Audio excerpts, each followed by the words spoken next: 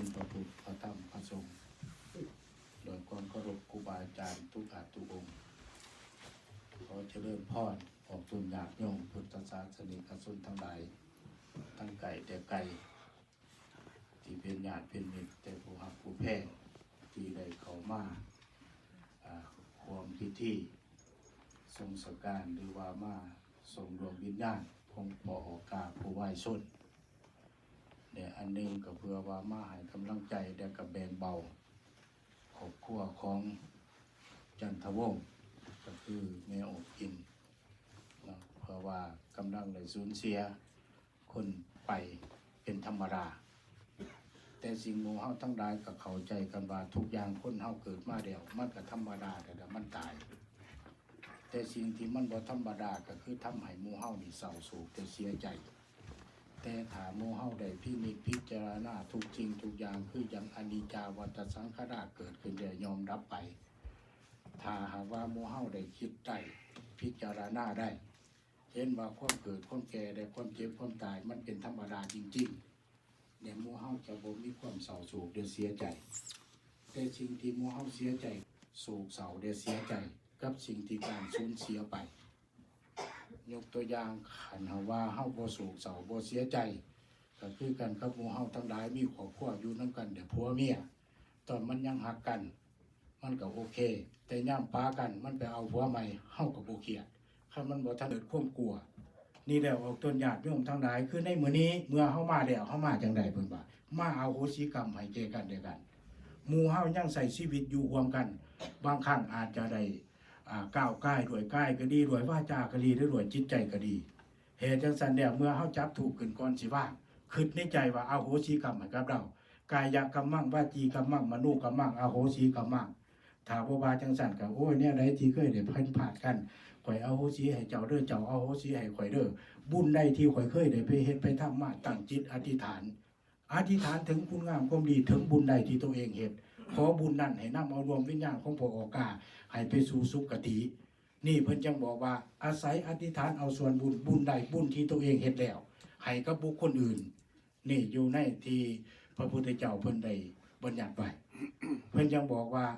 อธิษฐานถึงบุญนี่แหละเพิ่นจังบอกว่าเฮามาซอยกันเพื่อทรงดวงวิญญาณคือดวงวิญญาณจะได้ไปสู่สุคติที่ดีถ้าหากว่าเพิ่นบ่ทันได้ไปสู่สุคติแต่อาตมาก็หวังว่าสมัยเพิ่นยังมีชีวิตอยู่เพิ่นก็ได้เฮ็ดคุณงามความดีสร้างวัดสร้างบ้านอาตมาก็เพิ่นนี่ก็คันสิเว้าก็คุ้นเคยก็บ่แม่นว่าคุ้นเคยธรรมดาและออกต้นญาติโยมอยู่ในแถวฟิเดนี่อาตมาก็ถือจนใส่วีซ่าซัก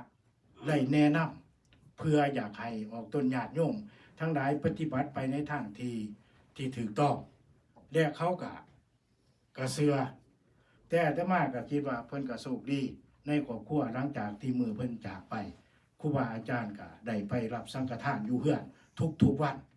ไปสันเขาบำเพ็ญกุศลจนกระทั่งมือทรงสการอันนี้ก็ยากที่จะเฮ็ดได้แต่ว่าในครอบครัวของเพิ่นก็เลยมีจิตศรัทธาก็สามารถทำได้เหตุจังซั่นแล้วญาติโยมทั้งหลายสิ่งที่ควรคิดควรพิจารณาเมื่อเฮายังมีชีวิตอยู่ก็พยายามค้นคว้าสั่งคุณงามความดีใส่ตัวเองไว้พออีกบ่นานเวลานี้ก็สิถึงแก่หมู่เฮาเนาะเพิ่นจังว่าให้พิจารณาถึงความตายเป็นเนืองนิดอย่าสิคิดว่าตัวเองยังหนุ่มอยู่เนาะเพราะว่าเฮาแก่แล้วเด้เนาะอีกหน่อยบ่นานถึงแก่ความตายก็จริงอยู่ดอกว่าหนุ่มก็ตายแต่พวกหนุ่มมันยังสิพิจารณาบางครั้งมันอาจสิเดินได้ไกลคือรถมันใหม่เนาะแต่ว่าหมู่เฮาเฒ่าแล้วเพราะว่าคันเฮาพิจารณาว่าโอ้นี่เฮา60แล้วเด้นี่มัน61 62ตายยังบ่นอนแน่นานได้นี่เฮาเตรียมหยังไว้แน่นี่เตรียมเข้าทุ่งเข้าไทยไว้แล้วบ่แล้วหรือยังเปรียบเหมือนคือกันกับคนสิออกเดินทางมันต้องได้เตรียมการเตรียมของหมู่เฮาทั้งหลายนี่คือพยายามทั้งคุณงามความดีให้ปล่อยวางพิจารณาในด้านกายเพิ่นยังว่ากายของเฮานี่เนี่ยมันจริงที่มันประกอบเข้ามานี่อีกหน่อยบ่นานมันก็สิกลับสู่สภาพเดิมของมันเนี่ยเพิ่นจังว่าเวทนาสิ่งใดที่มันเกิดขึ้นมาเฮาสิมันสิเป็นทุกข์กายพิจารณาของมันคันสันมันสิสยดทะยานอยู่บ่มีวันหยุดได้เห ตุจังสันในจังหวะธรรมะในนามต่างหนาครูบาอาจารย์คณะสงฆ์ทั้งหลายก็ขออนุโมทนาในบุญกุศลใดที่พระโอกาสที่เพิ่นได้ทำมา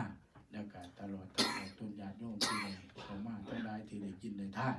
อาตมาก็ได้บวชเทียนมาในทางพระพุทธศาสนาได้บำเพ็ญคุณงามความดีและบารมีสร้างมา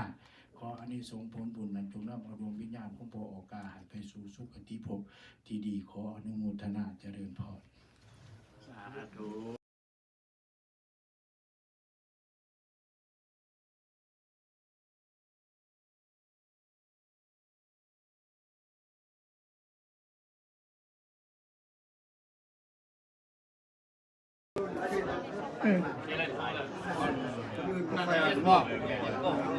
Yeah, just keep.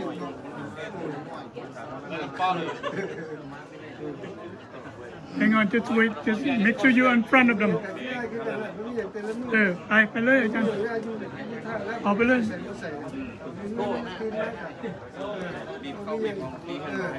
นางยังดูใส่เนาะทำไม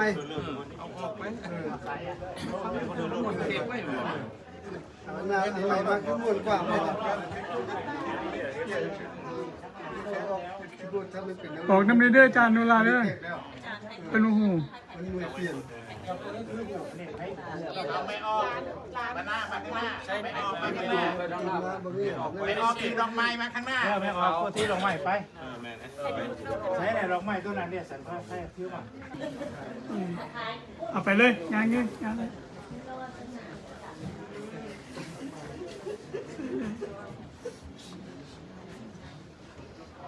มองทายุใส่